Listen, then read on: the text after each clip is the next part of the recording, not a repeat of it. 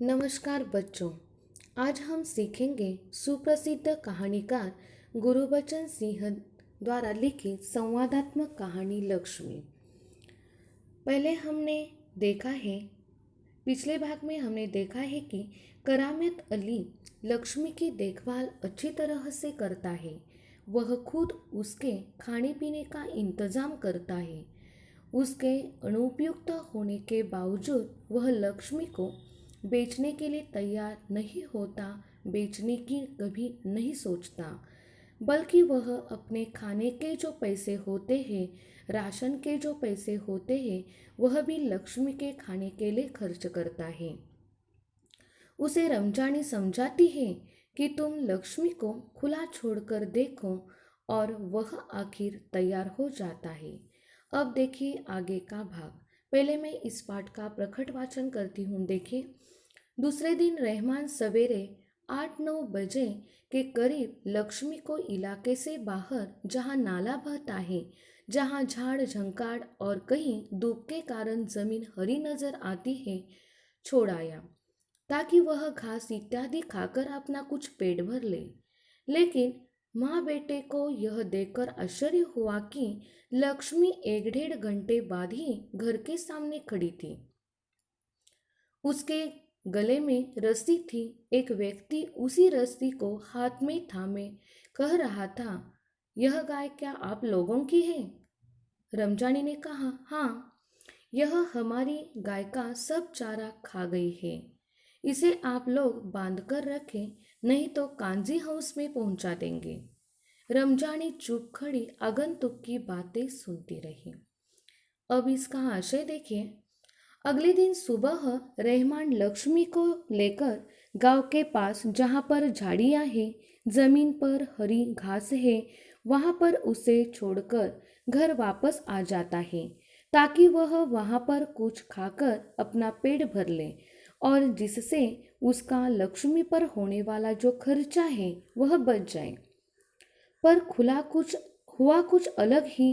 1-1.5 घंटे में लक्ष्मी लक्ष्मी के लेकर एक आदमी आया और उसने धमकी भी दे दी, लक्ष्मी को आप लोग बांध कर रखो, वरना हम इसे कांजी हाउस में पहुंचा देंगे।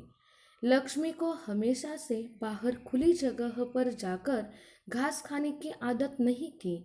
उसे तो करामत अली से अच्छा पोषक आहार जो मिलता था, जैसे कि दर्रा खल्ली, वह दूसरे गाय को दिया हुआ खाना जो है वह खाकर आ जाती है, और जिसके कारण उस आदमी की बात रहमान को और रमजानी को सुननी पड़ती है।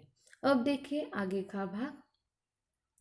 दोपहर बाद जब करामत अली ड्यूटी से घर लौटा और नहा धोकर कुछ नाश्ते के लिए बैठा तो रमजानी उससे बोली, मेरी मानो तो इसे बेच दो। फिर बेचने की बात करती हो, कौन खरीदेगा इस बुढ़िया को? रहमान कुछ कह तो रहा था, उसे कुछ लोग खरीद लेंगे। उसने किसी से कहा भी है, शाम को वह तुमसे मिलने भी आएंगे। करामत अली सुनकर खामोश रह गया। उसे लग रहा था सब कुछ उसकी इच्छा के विरुद्ध जा रहा है, शायद जिस पर उसका कोई वश नहीं था। करामत अली यह अनुभव करते हुए कि लक्ष्मी की चिंता अब किसी को नहीं है, खामोश रहा, उठा और घर में जो सूखा चारा पड़ा था उसके सामने डाल दिया। लक्ष्मी ने चारे को सूंघा और फिर उसकी तरफ निराशापूर्ण आंखों से देखने लगी, जैसे कहना चाहती हो, मालिक यह क्या? आज क्या मेरे फांकने को यह सूखा चारा ही है, दर्रा खली कुछ नहीं। करामत अली उसके पास से उठकर मुंह हाथ धोने के लिए गली के नुक्कड़ पर नल की ओर चल गया। देखिए इसका आशय। दोपहर को जब करामत अली काम से लौटता है, ड्यूटी से लौटता है, तब रमजानी ने उसे फिर से कहा कि तुम लक्ष्मी को बेच दो।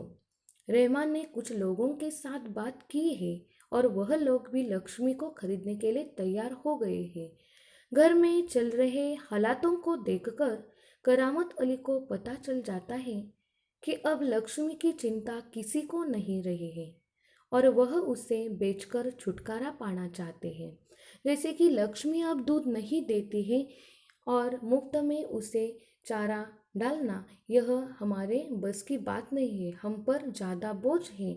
इसीलिए घर के लोग नाराज हैं। जैसे कि उनकी पत्नी रमजानी और उनका जो बेटा है रहमान, वह लक्ष्मी के साथ अच्छा बर्ताव नहीं करते हैं। जब वह दूध देती थी तब उसके साथ बहुत अच्छा बर्ताव करते थे, टाइम पर उसे खाना देते थे, चारा डालते थे। लेकिन अब वह उनके काम की नहीं रही तो उसकी चिंता घर वालों को नहीं रही है। अब वह निराश होकर चुप रहता है। करामत अली यह सब देखता है, हालात उसके वश में नहीं रहे हैं। वह निराश होता है और वह निराश होकर लक्ष्मी को सूखा चारा खाने को देने जाता है। लक्ष्मी भी सूखा चारा खाने को तैयार नहीं थी। वो भी क्या करती, आखिर जानवर भी आदतों के शिकार हो जाते हैं।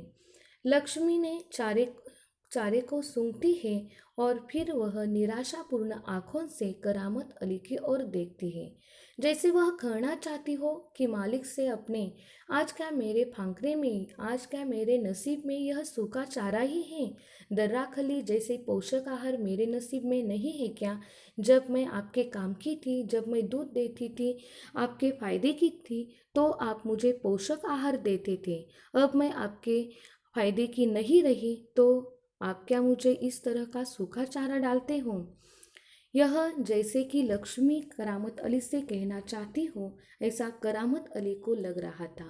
करामत अली और लक्ष्मी के बीच का यह स्नेहपूर्ण संबंध था और वह मुख संवाद था। करामत अली उसके पास से उठकर, लक्ष्मी के पास से उठकर वह मुंह हाथ धोने के लिए गली के नुक्कड़ पर नल की ओर चला जाता है। यहाँ तक का भाग हमने आज देखा है, यह आशय देखा है, इस पर आधारित जो कठिन शब्द है देखिए। झाड़ झंकाड़ यानी कटीले कंटीले जो पेड़ झाड़ियों का जो समूह होता है उसे कहा जाता है। कांजी हाउस यानी कि सरकारी मवेशी खाना, जिसमें दूसरों का खेत आदि खाने वाले अथवा लावारिस पशु बंद करके रखे जाते हैं उसे कहा जाता है। आज हमने जहाँ तक देखा है उस पर आधारित मैंने एक आपको स्वाध्याय दिया है। वह स्वाध्याय आपको छुड़ाना है और आपके जो एडमिन है उनके नंबर पर सेंड करना है। बाकी का भाग हम कल देखेंगे।